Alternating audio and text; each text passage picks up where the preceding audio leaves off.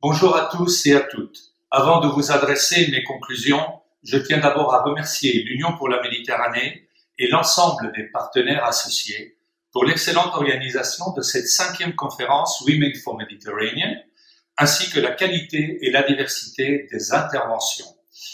Je remercie également l'Union pour la Méditerranée d'avoir donné une place particulière à l'agriculture, à la sécurité alimentaire et aux mondes ruraux durant cette conférence.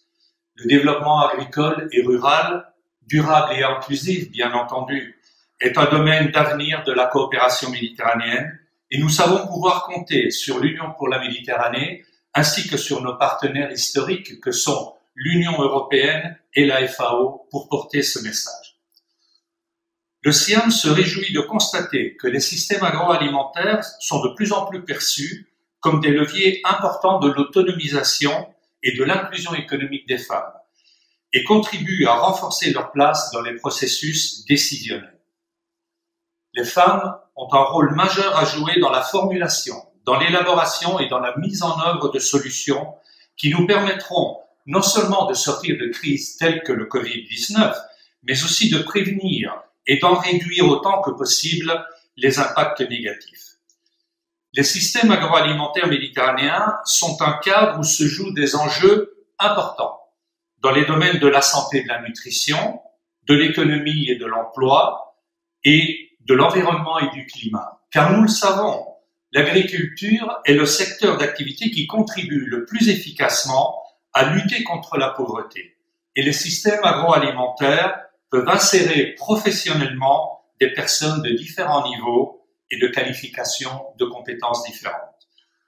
Par ailleurs, le questionnement actuel de nos modes de production et de consommation alimentaire crée un formidable espace d'innovation sociale et technologique au service de la durabilité. Les femmes doivent, et méditerranéennes en particulier, doivent absolument y occuper toute leur place.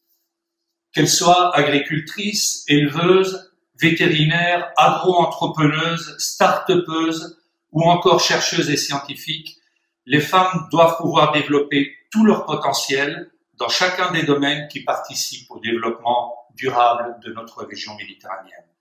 C'est le rôle des acteurs de la coopération et du développement comme le SIAM de contribuer à promouvoir des conditions favorables à cette meilleure participation des femmes. Durant notre side event, nous avons écouté des personnalités politiques, des acteurs du monde économique et associatif, et nous avons pu comprendre à quel point le rôle des femmes était central de la ferme à la fourchette, mais aussi combien leur prise en compte était encore insuffisante dans les scénarios de réponse post-Covid-19. Des normes sociales discriminantes, des stéréotypes de genre, et d'importantes lacunes dans les données quantitatives et qualitatives disponibles subsistent. Et cela contribue à ce que l'intégration du genre au regard des enjeux évoqués reste insuffisante dans les politiques de développement agricole et rural de notre région.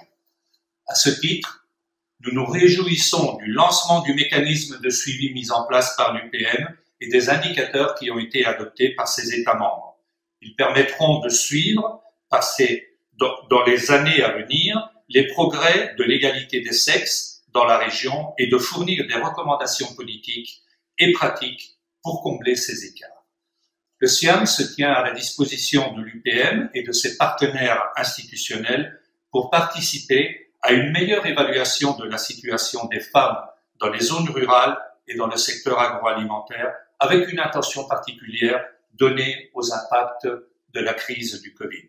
Ainsi, nous pourrons avoir une meilleure compréhension des difficultés qui persistent ou des succès obtenus sur le terrain pour identifier les leviers qu'il convient d'activer en priorité dans le renforcement des capacités et dans le dialogue politique. Ce message, nous le partagerons aussi durant la 12e réunion ministérielle de nos États membres du SIAM, qui portera sur l'autonomisation et l'inclusion socio-économique des jeunes et des femmes comme levier du développement.